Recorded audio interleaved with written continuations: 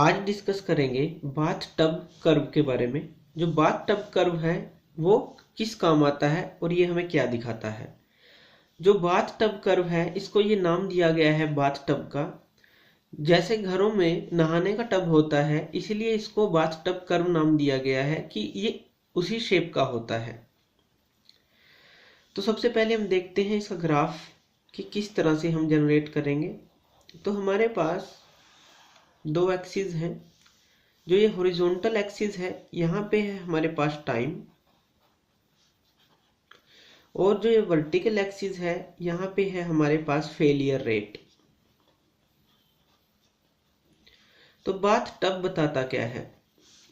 Bath tub curve हमें ये बताता है कि अगर मान लीजिए कोई प्रोडक्ट है, आप उसको बाजार से लेके आते हैं तो वो कितने टाइम में फेल हो जाएगा और उसके फेलिंग की कौन कौन सी स्टेजेस होंगी, कौन कौन सी स्टेजेस को वो पार करेगा या नहीं करेगा। तो किसी प्रोडक्ट को रेलिएबिलिटी को वो दिखाता है कि कितने दिनों तक या कितने टाइम तक कोई प्रोडक्ट हमारा निकाल सकता है। तो उसके बारे में बाथ टब कर्व हमें बताता है। तो जो बाथ टब कर्व है इसकी हमारे पास 3 स्टेजेस होती हैं। ये इस शेप का होता है, बाथ टब की शेप का, इस तरह से। तो इसके अंदर हमारे पास 3 स्टेजेस होती हैं। यह है फर्स्ट स्टेज, यह है सेकंड स्टेज और यह है थर्ड स्टेज।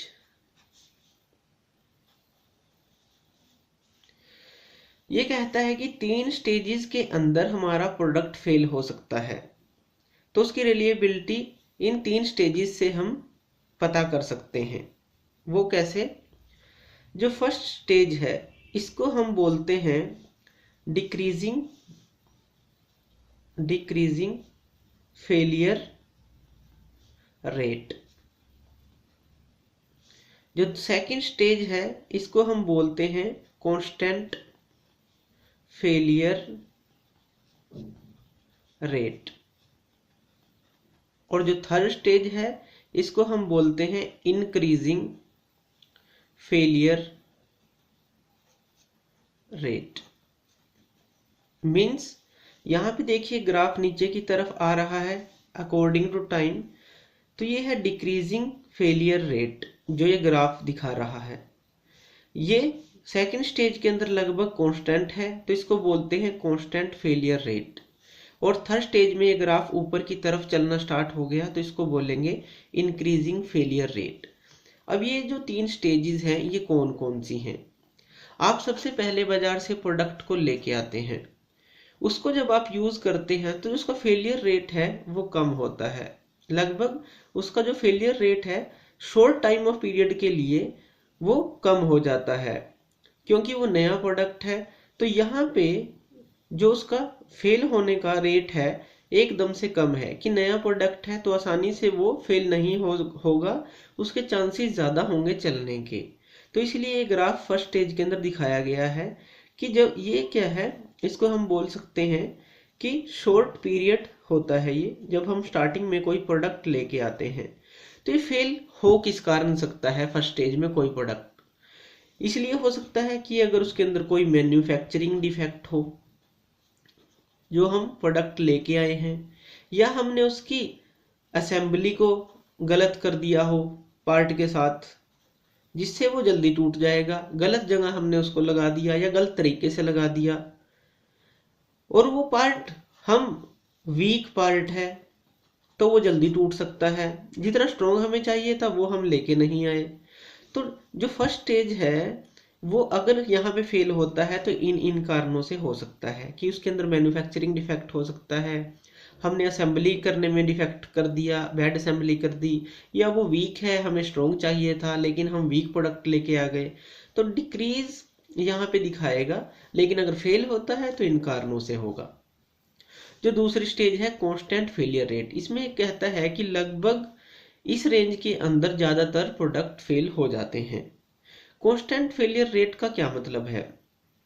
ये है इसकी सर्विस लाइफ। इसको हम सर्विस लाइफ भी बोल सकते हैं किसी प्रोडक्ट की। मान लीजिए कोई प्रोडक्ट है और वो हमने लगा दिया, उसके बाद वो काम कर रहा है, जैसे उसकी 1 साल की गारंटी है तो 1 साल वो आसानी से निकाल सकता है, ज़्यादातर चांसेस हैं कि वो 1 साल आराम से निकाल देगा। उसकी 2 साल की गारंटी है तो 2 साल वो निकाल सकता है। तो ये इसकी सर्विस लाइफ होती है कि वो कितना कर सकता है काम, तो इसलिए ये लगभग कांस्टेंट है। लेकिन अगर उसकी सर्विस लाइफ से भी हम उसको ज़्यादा चला रहे हैं तो हमें मिलेगा ये इंक्रीजिंग फेलियर रेट। मीन्स अगर कोई भी प्रोडक्ट है, 2 साल की गारंटी थी उसकी, 1 साल की, हम उसको 4 साल चला रहे हैं, 5 साल चला रहे हैं, तो क्या होगा, यहाँ पे हमें एक्सीड मिलेगा एकदम से और वो कभी भी फेल हो सकता है। तो फेलियर रेट क्या है, बढ़ जाएगा।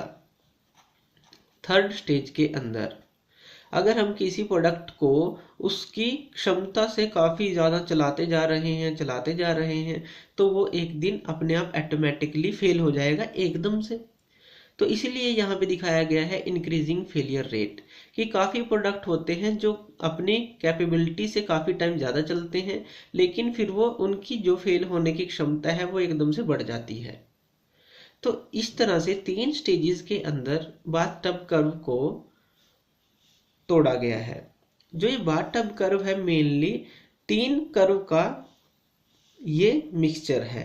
कौन कौन से कर्व का, एक तो फेलियर रेट, हमें पता है कि जो फेलियर रेट है उसका कर्व इस तरह का है, और वियर आउट कर्व इस तरह का होता है, वो इंक्रीजिंग रेट में होता है। फेलियर रेट डिक्रीजिंग रेट में है लगभग, और फिर कांस्टेंट हो जाता है। और एक है कांस्टेंट फेलियर रेट, ये है कांस्टेंट फेलियर रेट का कर्व। तो 1 2 3 कर्व का हमने जो मिक्सचर बनाया है, ये तीनों ही कर्व का है जो हमने अभी बात की कि decreasing failure rate, constant failure rate ये, और इंक्रीजिंग फेलियर रेट ये। तो तीनों का मिक्सचर हमारा बाथटब कर्व होता है, जिसको हम एक मिक्सचर की तरह ले सकते हैं। उसकी तीनों स्टेजेस को हम इस ग्राफ के थ्रू दिखा सकते हैं, इस कर्व के थ्रू दिखा सकते हैं। तो ये था bathtub curve. Thank you video देखने के लिए। और ज़्यादा अपडेटेड वीडियोज़ के लिए आप मेरे चैनल लर्न एंड ग्रो पे मुझे सब्सक्राइब कर सकते हैं। Thank you.